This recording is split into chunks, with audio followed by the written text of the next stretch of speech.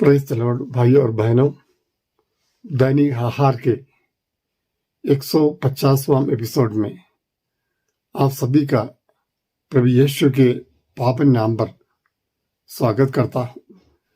थिस्सलुनीकियों के नाम संत पौलुस का दूसरा पत्र अध्याय 3 पद संख्या 8। हमने किसी के यहाँ मुफ्त में रोटी नहीं खाई, बल्कि बड़े परिश्रम से हम दिन रात हमने काम किया, जिससे हम आप लोगों में किसी के लिए भार न बने।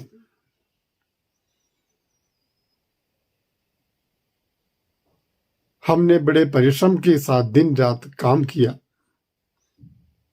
जिससे आप में किसी के लिए हम एक भार न बने। हालेलुया।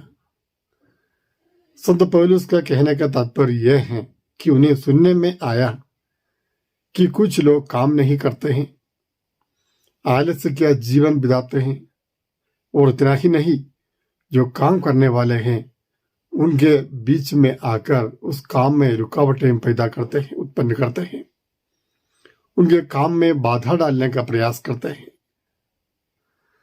इसी संदर्भ में संत पौलुस कलीसिया को लिखता है कि हमसे सीखिए, हमने आपके सामने एक आदर्श रखा है कि मेहनत करके काम करके रोटी खाए। इसलिए उन्होंने कहा, जो मेहनत नहीं करता है, काम नहीं करता है, उसे रोटी नहीं दी जाए।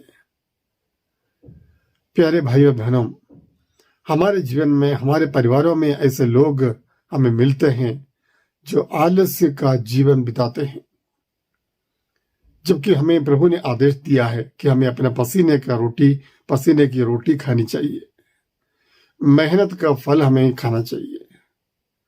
आलस्य का जीवन बिताते हुए जो दूसरों की कमाई से खाने वाले, ये प्रभु के वचन के विरुद्ध है।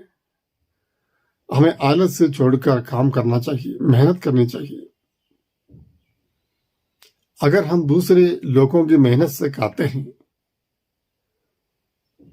तो उसका मतलब यह है कि हम काम करने के लिए तैयार नहीं।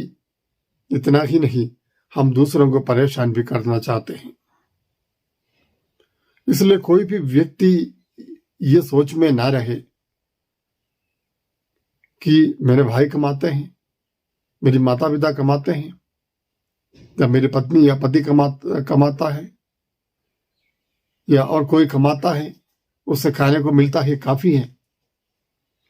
इस प्रकार बोलते हुए जो लोग अपने आप को कमरे में बंद कर देते हैं या फिर काम करने से मना कर देते हैं, आलस्य का जीवन बिताते हैं, आयुष आराम का जीवन बिताते हैं, दूसरे की कमाई से जीवन में मौज मस्ती करते हैं,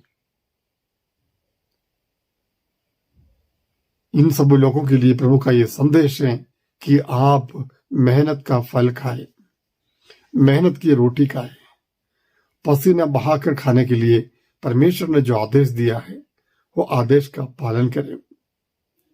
संत पौलुस कहता है, इतना ही नहीं, कुछ लोग जो काम करते हैं उनके कामों में बाधाएं उत्पन्न करते हैं, रुकावटें पैदा कर देते हैं, उन्हें काम करने नहीं देते हैं, जबकि उनकी मेहनत के फल से वे खाते हैं। प्यारे भाइयों बहनों, परमेश्वर ने हमें जो स्वास्थ्य दिया है, तंदुरुस्ती दी है, उसका सदुपयोग कीजिए। जो काम हो सके हमें वो करना ही चाहिए। जो काम हमसे हो सकते हैं, वो कितना छोटा क्यों ना हो, हमें करना चाहिए। ये प्रभु की इच्छा है।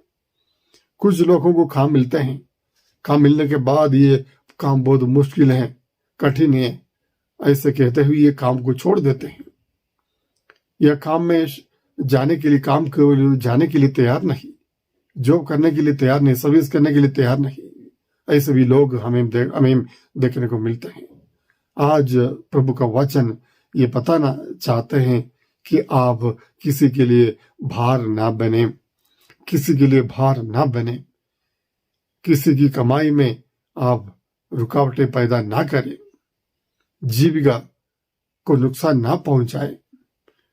किसी की जीविका को नुकसान ना पहुंचाए। हालेलुया। आइए हम प्रार्थना करते हैं।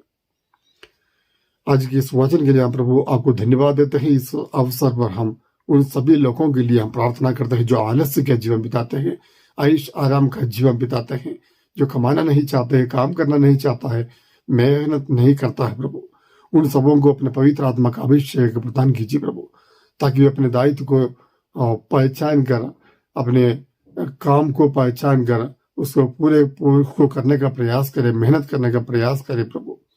हाँ प्रभु, इसी प्रकार जो लोग एक दूसरे को परेशान करते हैं, उन सभी लोगों के लिए प्रार्थना करते हैं, मन परिवर्तन के लिए प्रार्थना करते हैं। परमेश्वर उन पर दया कीजिए। आमीन। सर्वशक्तिमान ईश्वर पिता और पुत्र और पवित्र आत्मा आपको आशीर्वाद प्रदान करे। आमीन।